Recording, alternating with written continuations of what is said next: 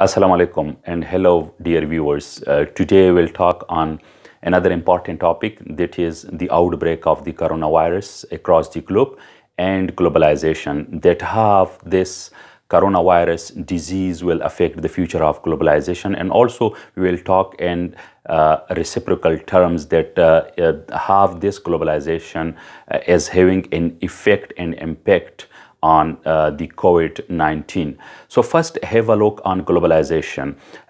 Actually, the process and implementation of globalization, it mainly was focused in the post World War II period. I mean, when the multipolar system of the world transformed into the bipolar system, having two superpowers, the United States and Soviet Union. Since that time, there was a competition between the two, which accelerated globalization. So first, we have to take the formula of Immanuel Kant, a German political philosopher, who has written in his book, The Perpetual Peace, that there are three requirements for the world peace. He has prescribed three conditions. One, that is the international organization. Second, that is the liberal democracy. And third, that is the free trade market economy. If we look in the post World War II period, so no doubt that across the globe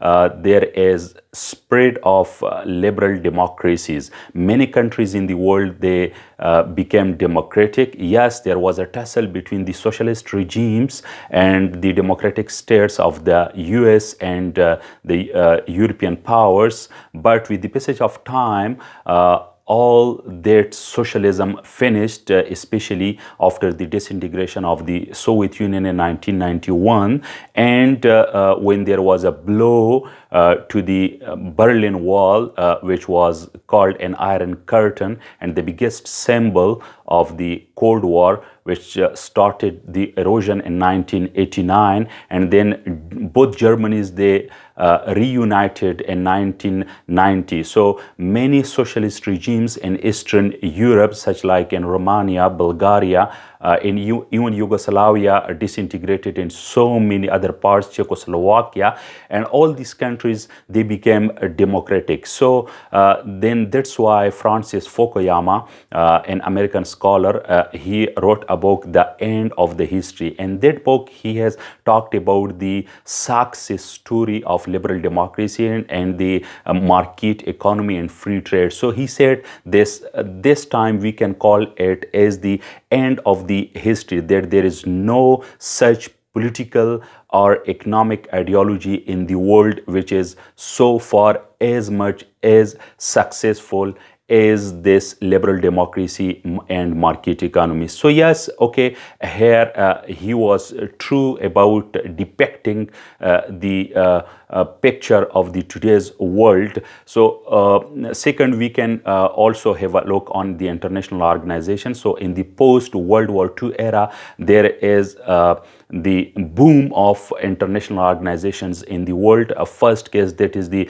European Coal and Steel Community, which was founded in 1951 by 6 countries of Europe. That was Germany, France, Italy, and the Benelux. Benelux means the Belgium, Netherlands, and Luxembourg. They took start then after 7 years in 1958, that was transformed into a European single market. Many other countries also joined. Some other fields of cooperation also included in this platform, and gradually with the passage of time, other countries also joined, other areas of cooperation also included. Then in 1993, it was renamed as the European Union. So now we can see that this EU is the most powerful organization in terms of its delivery, in terms of its success in the world.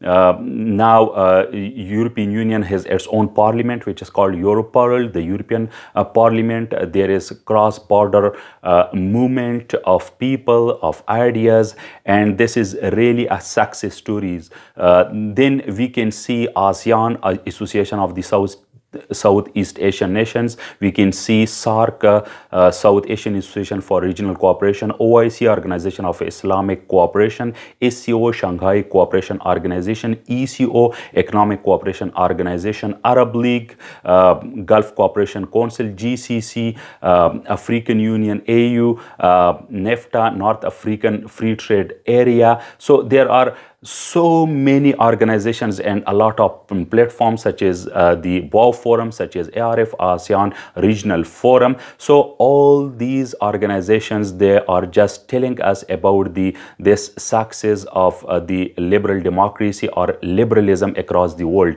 Look to the trade. So no doubt that in the Cold War era, in the post-World War II period, we see and we have observed an increase in international trade. So International Monetary Fund, IMF, World Bank, they are responsible for regulating all these things. And no doubt that World Trade Organization, WTO, was established to regulate it more on international level, and international cooperation is necessary for that. And there was mainly focus on the free trade agreements and free trade areas. Almost every international organization and platform has its policy of free trade. Even socialist states, just as China is also signing free trade agreements with a lot of countries. So it is very strange to look into the fact that a socialist and communist states like China is also having this free trade and market economy. So even today, if we see, the Chinese economy is not 100% planned or state controlled or communist economy.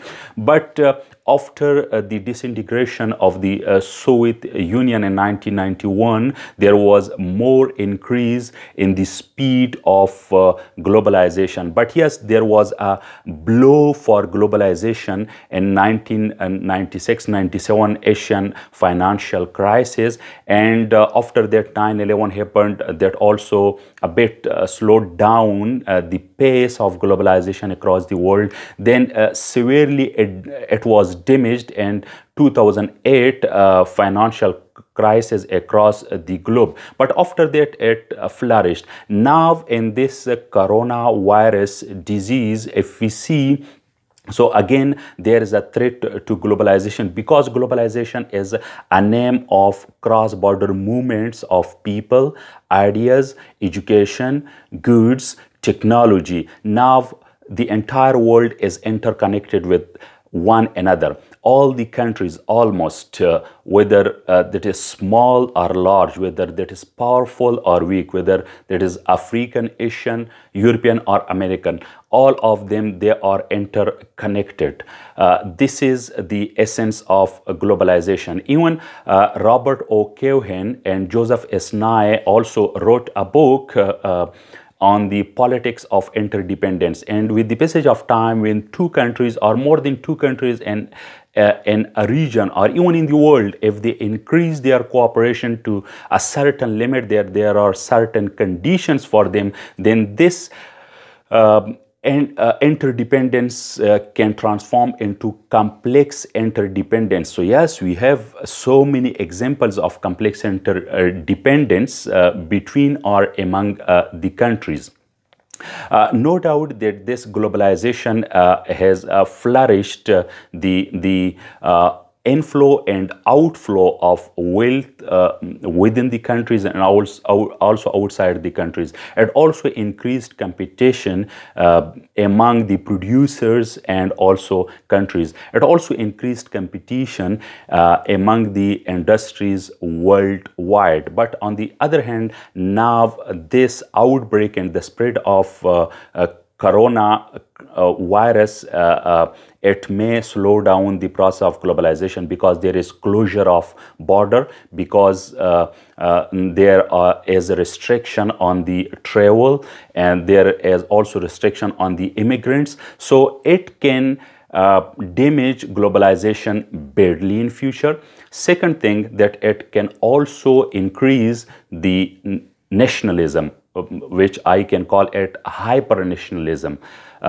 which is already there in the United States by coming into power of Donald Trump, that what he restricted the immigrants, what he formed new rules of immigration, what he was telling about the erection of wall between Mexico and the United States of America, and what he also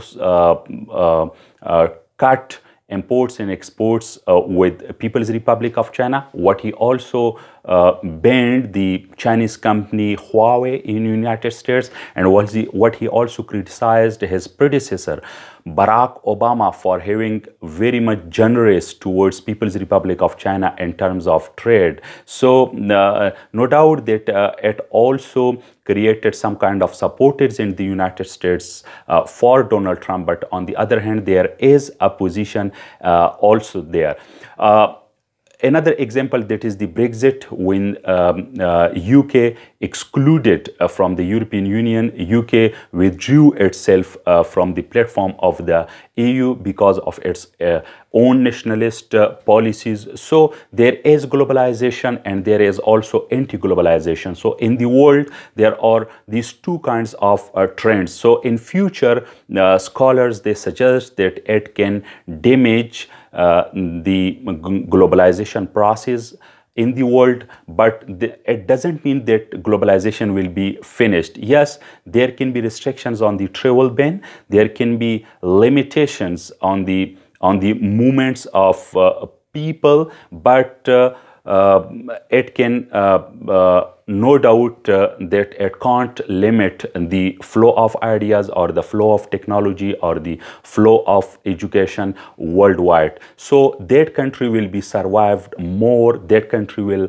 develop more who has artificial intelligence. And in this regard, even People's Republic of China is advanced than nowadays. It is in the process of advancement than the United States, and even the US scholars, US strategists and the US policy makers, they are very much concerned about this artificial intelligence of People's Republic of China. And a report of the US National Security Strategy, it was pointed out that we must be concerned very much about the artificial intelligence of China. And this artificial intelligence, of course, it is machine based, it is computer based. So all that knowledge, all that delivery which is made possible through the use of machines and computers, that in simple and in short words we can call it artificial intelligence. So in future, it may affect the process of globalization, but it depends on two things. One, that how long this lockdown will continue, how long this corona crisis will continue, and how much in the post-COVID-19 period the countries of the world, especially the advanced countries, especially the G7 in G20 countries, they will cooperate with one another. So yes, a new direction can be given to globalization because it is essential for the advancement and progress of the mankind across the globe. Thank you very much. Take care and Allah Hafiz.